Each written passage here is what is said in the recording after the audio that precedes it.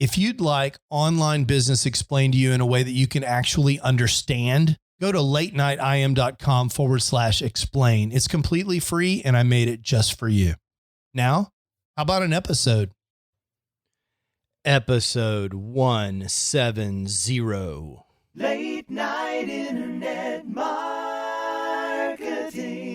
This week on the Late Night Internet Marketing Podcast, I've got Pat Flynn in the house. All right, yeah, let's hear it for Pat Flynn, personal friend of mine. Pat and I have known each other for a decade or more even now. And I wanted to have Pat on the show to talk about some of the stuff that nobody ever asks him about. Why does he do the stuff that he does? What gets him up in the morning? And what can you learn about the way Pat Flynn does things to help you in your business? All this and more on the Late Night Internet Marketing Podcast. The Late Night Internet Marketing Podcast. You've been working for somebody else, but you want a business to run yourself. You want to know how to start and where to begin. Can you get out your comfort zone, my friend? Yes, you can do it right when it's late at night. At the end of the day, your dreams burning inside. So keep it up and you will find that you're building your business one night at a time. And now, broadcasting late at night from a little studio in the big state of Texas, your host, Mark Mason. Hey, everybody. How's things going? I hope everything is super fantastic for you because it is super fantastic for me. And it's about to get even more fantastic for both of us because I've got a fantastic, that's a lot of uses of the word fantastic, but I'm not over-promising here, a fantastic interview with my buddy, Pat Flynn. Pat Flynn and I really are buddies. We're in a mastermind together. We've known each other since around 2008 when we were in Internet Business Mastery Academy together. That's kind of how we both got our start. And Pat is here today to answer some questions that he really normally doesn't get asked. I hear a lot of interviews with Pat, and a lot of times people ask Pat sort of the same questions over and over again. What I try to do in this interview with Pat is get underneath all of that and understand what's really motivating him to achieve the kind of success that he can achieve. Because if Pat can do all of that stuff, I know, because as special as Pat is, he's just a regular guy. So if he can do it, and he would tell you this too, if he can do it, then we can all do it. And so I think that's a really important lesson to take away from this interview, where Pat talks about some of his intrinsic underlying motivation and how he decides what kinds of things he's going to work on next. So let's get into the interview with Pat. Hey, don't touch that dial. It's time for another fantastic guest on the Late Night Internet Marketing Podcast. What is it, Pat, that gets you the most excited out of all the stuff you've got going right now? Besides your family, when it comes to business, why do you get up in the morning? I get up because I just don't know what the results are going to be. And that gets me so excited, whether it works out or it doesn't work out. I'm always just excited to get to that next point where I realize whether or not something worked or not. And I think that's been a huge advantage for me because it allows me to make sure that I follow through with everything until the point at which it either does work or does not. And then I can pivot or scrap it and move on to something else. And I just get really excited about the possibilities. A lot of times things that I put together don't go as planned, and it's always an amazing lesson. But other times, things that I don't think are going to go so well end up blowing up. Case in point, the latest switch pod invention that me and my buddy Caleb, he's my videographer, we invented a little tripod that we built specifically for vloggers. And that thing took off on on Kickstarter. And we raised nearly $500,000, and we're already on B&H and Adorama. And we're in the middle of manufacturing that right now. And of course, like a part of this journey are the challenges, and one of the challenges that we're working through right now are the tariffs in China, which is just like kind of an unexpected bad timing situation. But we're working our way through it, and I'm just who knows how big this thing will go? We could wake up tomorrow and it could be totally sort of out competitioned by somebody else who creates something different, or it might become the next big thing that is in every videographer's hands. Who knows? But the most important thing is I just want to know, so I'm going to do whatever I can to get to that point. And that's what excites me every single day. So I'm going to pull down a big lesson from that I think is true, that I think some people miss, and that is that from the outside looking into Pat Flynn, and I know you've heard people say this, it looks like everything that you touch turns to gold and it's effortless, and that everything's perfectly planned out and you know what's going to happen ahead of time. But you and I know differently, that from the beginning, starting with the Green Academy stuff, all the way through Smart Passive Income, which you almost bailed on, you never have really the food truck stuff, the security guard stuff. You've never really been sure when you started that it was going to work. None of it, right? No, none of it. And you're never 100% sure, obviously. And in my previous book, Will It Fly, published in 2016, part of that book was a response to everybody who has been saying to me when I encouraged them to start a business, well, how do I know if this is going to work or not? Because the truth is you'll never know 100%, but you can stack things in your favor so that that percentage is a little bit higher and you do know a little bit more, and you can take, instead of just a random guess, you can take an educated guess. And that's kind of what I try to position myself with every single time I try something new. I try to stack things in my favor. I try to find the people who have already done those things and have conversations with them and chat with them and ask them what they needed help with and what they wish they knew, so that in that way I can sort of skip ahead. And going back to the switch pod analogy or story, I and Caleb got in contact with a number of people who had previously had a ton of experience both with Kickstarter and physical products. And we learned so much. I think we cut out years of headaches as a result of that. And I'm so grateful for that.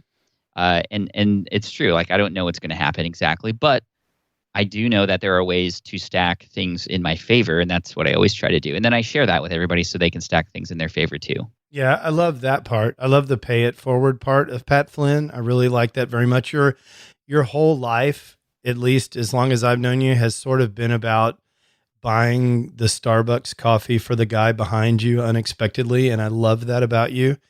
And I know that when some people hear you say, well, we invested $50,000 or $100,000 in the switch pod and we weren't sure if it was going to work, they're thinking, well, yeah, you had that money to lose. But the truth of the matter is, when you were in that apartment with April in the very beginning, and you remember you didn't even have a desk, right? You worked on that little bar and you had your laptop up there. I mean, can you relate that kind of uncertainty when you really needed things to work out to what it feels like now when you take a calculated risk?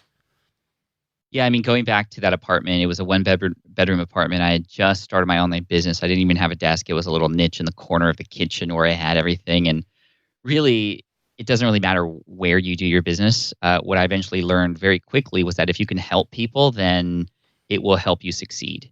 And so my job ever since day one, after realizing that point, and I carried this through all the way through SPI to where we are today, to all the different niche sites and products that I've created, this little invention, all along the way, it's always been, okay, well, what are the biggest pains and problems that are out there in that space for that target market, for that group of people? Can I talk to any of those people? Can I ask them questions to see what they've done to try and see if they could get through that? And if they tried something, why didn't that work out? So that when I create something or I provide information for them, I can make sure I do have those answers, or I can address those objections. And so when I think about starting anything new, I think back to then, and I do remember having a ton of fear, but I have now realized that my drive to make sure people get served is the number one thing that has allowed me to succeed more than anything, because through that there have been many failures, but it doesn't mean failure to give up and walk away and never keep going. It means failure to reassess what had just happened and how, with these people's problems and pains in mind, how can I try something different and have more conversations. And, this has been definitely carried out through the SwitchPod journey with having multiple different prototypes and sharing those prototypes, even though they were bad, with people to get just their gut reaction and exact comments on them at that point so we can make changes. And even back in the architecture days when I was building that website, it was, hey, is this helpful for you? What else can I do to help you? What do you wish was here that wasn't? And so now I actually look at the fear as something that's great.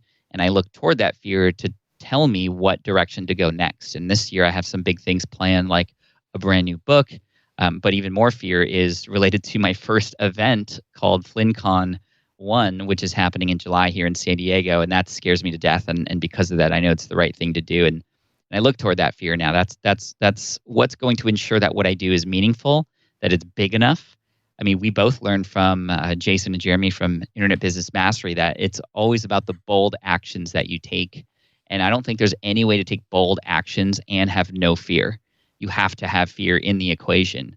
And so it's just a pattern that I've seen every single time, and I continue to look toward that to guide my next direction. Yeah, the clear message is it's okay to be a little bit afraid. And if you're not a little bit afraid, maybe that's a missing piece. I wonder, though, I'm an engineer. You were an architect. I still think of you as an architect. I still remember you taking me to a restaurant and sitting in that restaurant and having you say, "What do you think of this restaurant?" And I'm like, "Oh, it looks really, really nice." And you're like, "I designed it." When you're doing that, I don't see you. It's hard for me to imagine an architect taking a risk. How do the kind of risks that you took as a job captain or starting out as an architect, how did those compare to these now business risks that you're asking to take? And hey, I know it's the same if it's $100,000 for a switch pod or a new landing page for a PDF. You're putting yourself out there. How's that different from when you were an architect? I mean, there's a lot of alignment for sure. When I think about the projects that we worked on, the restaurants and the hotels that me and my team had designed back in the architecture days, it was always starting with the end in mind, right? And I think that that's where a lot of business entrepreneurs sort of get it wrong. And I'm not meaning the end as in like when you sell the product, but the end is in terms of like, what is this product going to become and how do you want it to perform? Very same thing with the building. You kind of work backwards and you actually design the whole thing before you actually start lifting any fingers to start moving any bricks or laying any foundation. In the patience, I think that's the other alignment. It's taken a long time for me to realize that, as quick as things can get up and running online, it still takes some patience. And I think we need to also understand what the priorities are when we are working in the online world. Very much like how in the architecture space, priorities are important because you're going to over budget and then you need to make cuts. Well, what do you make cuts to?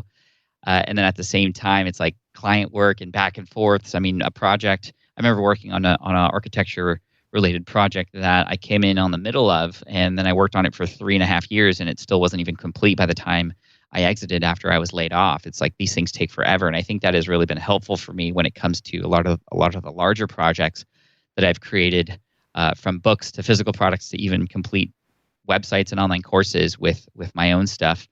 There are definitely differences though. Obviously, communication's a lot faster.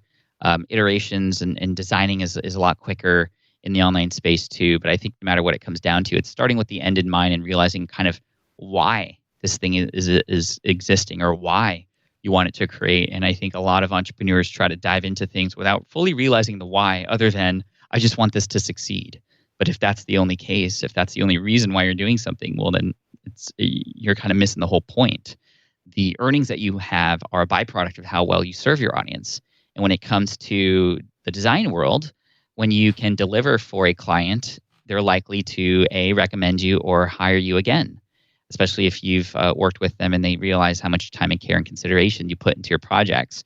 And very much in the online world, in a more micro level, where if you can spend the time to really listen to people and understand what their problems are and deliver a solution to them, whether it's free or paid, then they're going to continue to come back to you for more and additional solutions and potentially click on your affiliate links or invest in your courses or share and recommend you or fight for you if they see trolls out there. I mean, that happens all the time and it's amazing. So building for those super fans is something that is the biggest difference. However, when you think about the online space and I were to ask anybody listening to this, who built your home, you probably would not be able to name any people who were involved in actually building your home. unless it was like your great grandpa who put, hammer to nail on that. Right. But in this little world, the online space, I mean, even in my tiny little architecture niche, helping people pass the lead exam, I mean, I was getting named, I was getting thanked, I was getting recommended, and I was getting praise. And I didn't understand it at first, but actually my first fan came from somebody who had purchased my online program in my ebook for that architecture site. And then, several months later, I continued to see more and more people from her same firm continue to buy from me. And I eventually found out it was because she kept sharing me with everybody, because she was just so thankful that I was able to help her pass the exam, which she took over a year to study prior to finding my stuff. And so that one person turned into 30 sales for me. And it made me realize when I built Smart Passive Income and anything else I do, the more you can connect with people and give them those special moments, the more likely they are to pay you back in return. Yeah. And I wonder how that will inform the things that you do in the future, because some of the things that you do are super heavy in that direction. Your online courses, the podcast, they're high touch, very personal. And some things that you're working on are somewhat less personal, like the SwitchPod. I imagine you'll get lots of emails that say, man, this is really cool. It's the best tripod I've ever seen. But you're not going to, it is unlikely, I think, or maybe less likely, that you're going to transform someone's life with the SwitchPod in the way that you've transformed lives with the Smart Passive Income podcast. And I wonder, is that going to, do you feel that? And is that going to affect the projects that you work on in the future? I would respectfully disagree with you on that. I mean, I've had people tell me that this is something that they absolutely need. And since we're in the middle of the manufacturing process, a lot of the backers are reaching out and begging because they need this in their life, they say, because the other options that are out there are just so inconvenient, or their cameras are breaking. And it's one of those things that once it's in their hands, they won't think about it every day. They're not going to, put it up on their mantle and pray to it or anything. Not saying that happens with me, but it's like the kind of fandom for a thing is different than a fandom for a person. Right, However, right. You can be a fan of a brand who is helping make your life as a creator easier, and that's really our job. We're here to the SwitchPod company, which doesn't even have a name right now. It's still just SwitchPod as a product, and we're building it out to a company. But the company motto is we're here to make creating easier for creators. And I think that when you do that for somebody who is in that world, you will change their lives. And it might not be direct, and it might not be, you might not be thanked and praised in that way, but you will reap the rewards of such an effort to help people in such a way. And it was funny. We were, my videographer and partner on that project, Caleb and I, we were at NAB, National Association of Broadcasters. There's like 100,000 plus people in Vegas. And we were walking around, and we were promoting the SwitchPod. We were holding it, and we had stickers and business cards and stuff. We were meeting with other creators. But I remember we were both walking around filming with it, and these two random guys came up to us and said, "Oh my gosh, is that the SwitchPod?" And we said, "Yeah." And we let them try it, and they're like, "Wow, this is really cool. Like, man, the founders of this are just so genius." And I'm like, "We founded it. Did you know that?" And they're like, "No way. You guys are the guys behind it. We had no idea." And it was kind of cool to have a product that was the thing that drew people in versus the person, which is usually the case for Smart Passive Income. I think that's just a cool sign of how much the product can affect a person and be remembered. So whether it's a product or a person, it could still help and change people's lives, I think. Yeah. And, now that you say that, I can think of many examples, starting with Apple and going, a very long list of things like that. So yeah, your point's well taken. I guess that's a requirement then for Pat Flynn, right? Is that energy that comes from that sort of serve first mentality. That's a project requirement for you now. It is. It's a parameter for sure. Always has been, I guess. And I guess that's a big part of the magic. So we thank you for that, Pat Flynn. I cannot wait to come be in San Diego with you, FlynnCon 1. Tell me, for people that are listening, a lot of people are in that target audience for FlynnCon 1. Let's spend just a minute. Tell me about FlynnCon 1 and what attendees should expect there and why it's different than every other conference that is in this space on the planet. Yeah, well, thank you for that. And the first question people might be asking is, well, why? How how are you so self-centered to create an event and just name it after yourself? And which is, I think, a really funny thing. And it's partly that because it is me on stage 90% of the time, unlike a lot of other events where there are multiple things going on or multiple people showing up to present about all different kinds of topics, in which case most people feel like they're drinking from a fire hose and then leave very overwhelmed and just disabled to try something when they get home because there's so many options and opportunities. This is more of a giant kind of workshop, I like to think about it, where people will progress through the entire conference through a specific program that was created with specificity in mind, meaning we're going to help you start your next big thing. Whatever your next big thing is, I want to prepare you for the start and getting through all the obstacles that are going to come your way. And there are special guests, one at the end of each day, but you won't even know who they are until right before I announce them. That's another big differentiator. I'm not using headliners to promote tickets. I'm using the community. And that's why it's also called FlynnCon, because my community is known as Team Flynn. And it's Team Flynn because I'm the team captain, but Team Flynn, we're all in this together. And I might pass the ball to you, and it'll be your chance to score. But either way, we're going to win together or lose together. And that's the kind of community feel I want to have. And really, I've done this on a micro level. When I go speak at other people's events, I'll often put on a little meetup or something like that, and I'll rent out a restaurant or a space, and we'll just chat for 3 or 4 hours, and it's always magic. And it just made me wonder, wow, what would happen if I spent an entire 2.5 days together with my community? What kinds of partnerships can be formed? What kinds of breakthroughs might we have? Who like all those success stories that could potentially come out of that.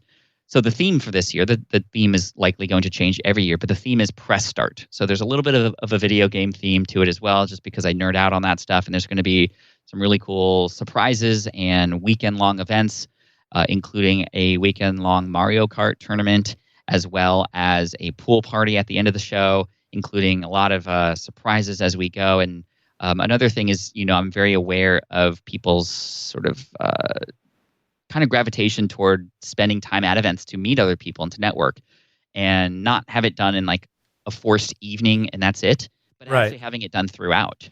So one thing that you're going to see is pretty extended, longer breaks for people to meet each other and network, but also decompress based on the presentations that I'll be giving. So I'm going to be there. My wife April's going to be on stage. My kids are going to be on stage. Some of my friends are going to be on stage as well. But it's a whole program that's from start to finish versus just here's a presentation about YouTube and here's another one about productivity and here's it's kind of random.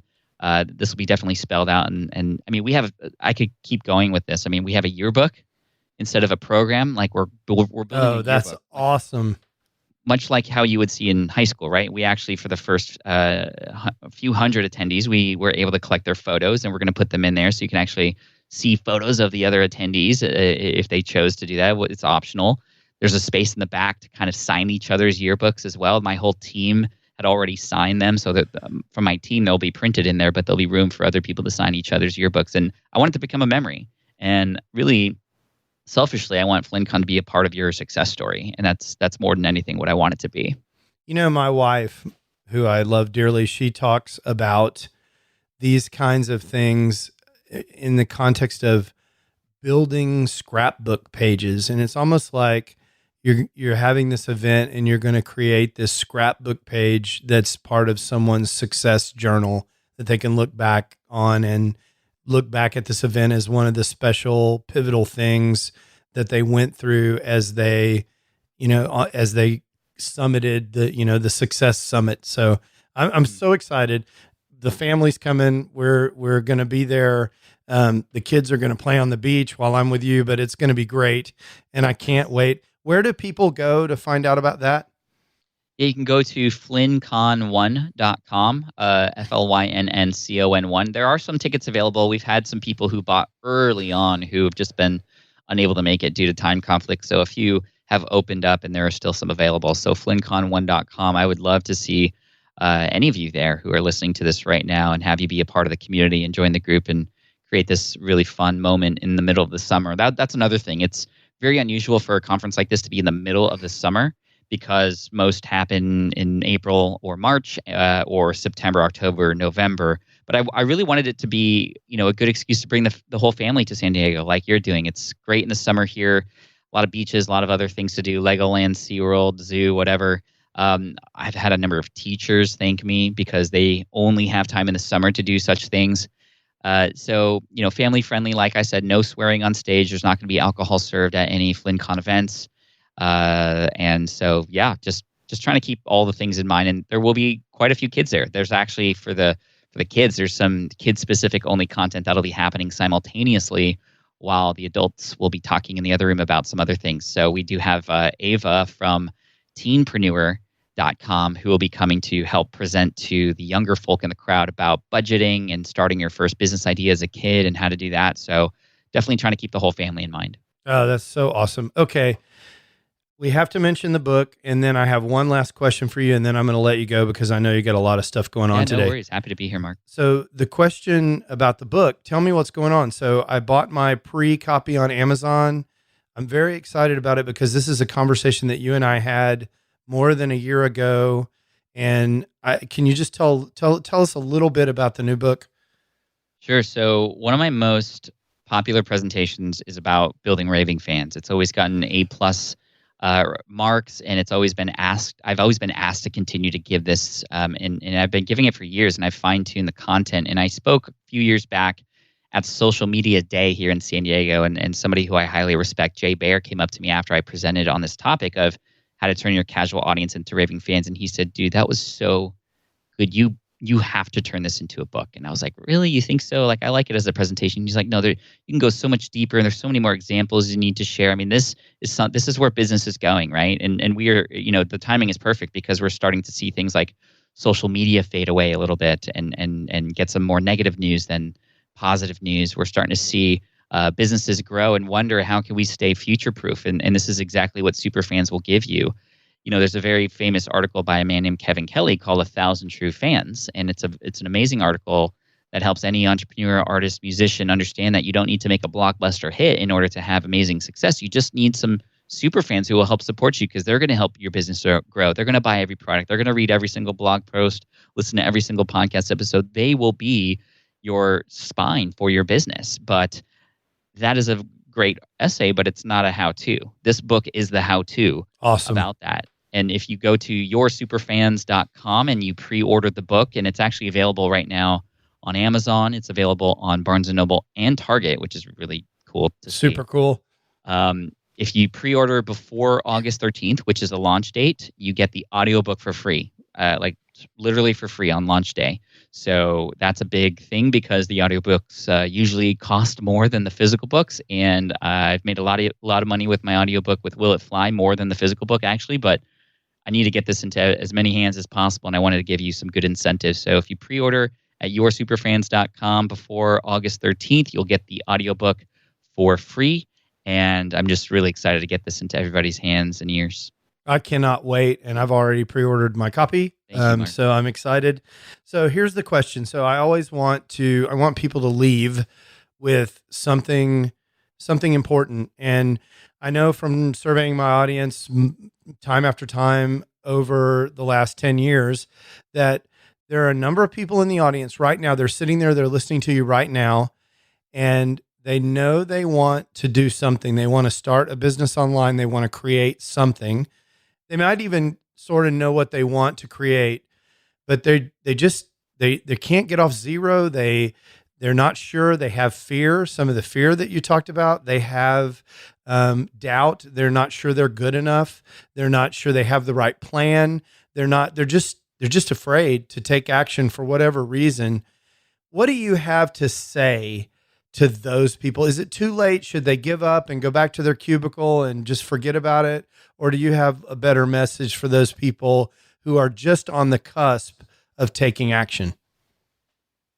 I mean, you're so close. You have the ideas, you have the drive, you have your why. I think that's important. Item number one is understanding your why. Because if you don't have a why, there's no reason. And you need that why, especially when it comes to the harder decisions that you'll be making moving forward, to the tough points after that fun honeymoon period that you have when you start a business. So understanding your why, and everybody's why is different. I can't answer that for you, but if you need a few minutes, perhaps after this podcast, to listen to yourself and have some thoughts about really why do you want to go forward, you have to clearly answer that and tattoo that on your forehead. I mean, write it on a Post-it note, keep it next to you all the time, because that's going to help you more than anything. Number 2, try to find other people who have done something similar, who are a little bit ahead of you. This is, mentors, if you want to call them that, but I feel them as just inspiration and somebody who could help guide you based on their own previous experiences. And yes, there's a lot of content out there about the things that we want to do, but finding a person who shares not just the information and knowledge about that thing that you want to do too, but also shares the same values is really important. And obviously you got a good leader here with Mark, for a number of you who often align with the kinds of things that he's creating and helping you create. So he'd be a good one to go to for sure. And obviously you're here. So that's number 2. And then number 3, have conversations with people in your target market. So with whatever it is that you're thinking of doing, who is it for, number 1? And then once you know that, talk to those people. That's going to force you to find those people. And that's a great thing, so that when you create something, you know where they exist already. But number 2, when you have conversations, and I mean real life conversations, whether it's in person or online, you're able to empathize with them. And then you begin to see, wow, you actually do have these problems. It's not just some like online business I'm creating, but you're creating a cure for somebody's disease, whatever that disease might be. It's not necessarily a disease, but it's something that is an ailment to them, a pain. And once you start to hear these stories and how important this is to them, you begin to actually start realizing there's a real case for you to take action and bust through the fear and climb over that wall and break through that brick wall. Because, I mean, are you going to let your fear stop you from helping somebody? And that's the biggest thing that I think a lot of online entrepreneurs forget, is that we're actually helping real people. Yes, you count your email subscribers, you see your view count on YouTube, you have your Instagram followers. Those are all cool numbers, but those are actual human beings. And once you start to see the one-on-one conversations that you have with people as real life human interactions and people who actually could use your help, I mean, most people will go, wow, if you think of your audience or your target market as drowning, they're drowning in whatever it is that they need help with. Right. And you were right there. Like, you're so close. You had an arm in the water, but you weren't extending just a little bit further to help them. You're saying something like, no, you come to me. No. I see you drowning over there, but this is as far as I'm comfortable putting my hand out. Right. No. It's ridiculous. If you saw somebody there in real life, you would reach out as far as you could to help that person. That's what we need to do. We need to reach a little bit further and extend beyond just our normal fear and comfort zone in order to do that.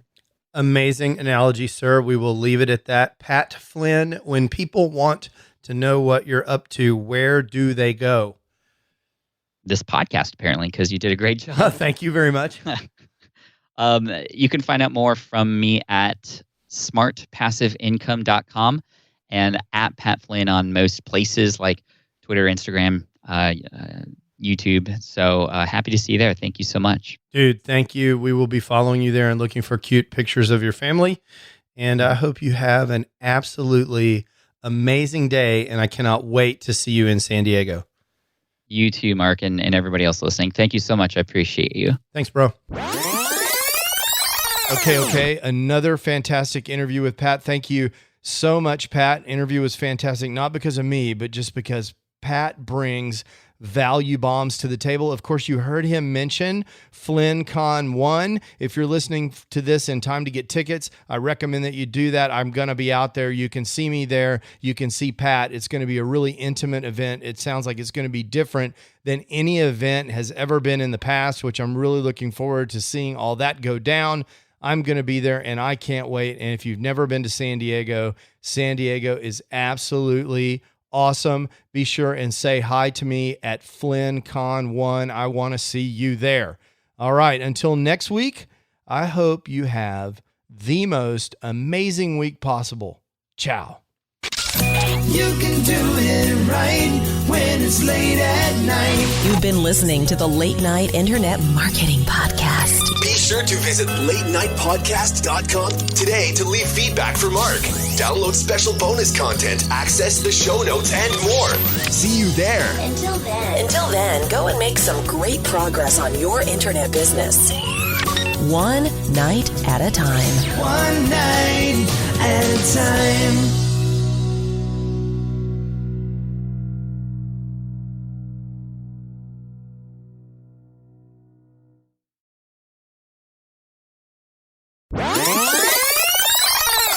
And they've been sort of dried, so they're kind of they're lighter, but it's literally just the cheese in a different sort of texture. It's not like a mushy texture. It's hard, kind of almost cracker-like texture, but it's just cheese.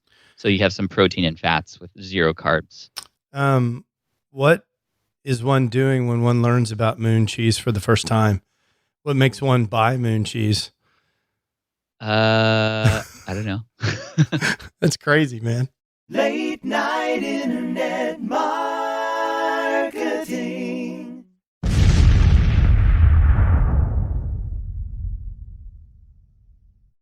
Hey, it's Mark again. I wanted to tell you one more time about this absolutely free resource that I have for helping people who are trying to get the big picture for internet marketing, actually get started and understand what all their choices are.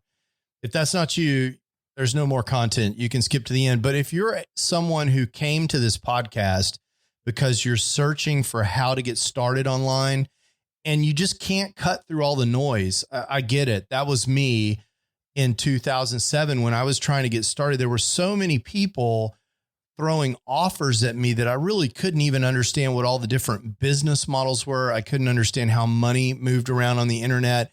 And I couldn't really get a grip on what direction I wanted to go in so I could figure out how to move forward. I've created a free video resource for you just for that purpose at latenightim.com/explain. In several short videos, I just explained to you what internet marketing is all about and what online business is all about and the different options that you have for starting an online business. There's nothing to buy there. You just sign up for access and you get the videos just like that. So if that's interesting to you, or if you know someone who's in a same situation, send them that link, latenightim.com/explain, and let me know what you think. I'd love to hear what people are thinking that are in the exact same position that I was in more than a decade ago in 2007. In some ways, it seems like yesterday. And in some ways, it seems like an entire lifetime ago. Again, that's latenightim.com/explain. Late night internet marketing.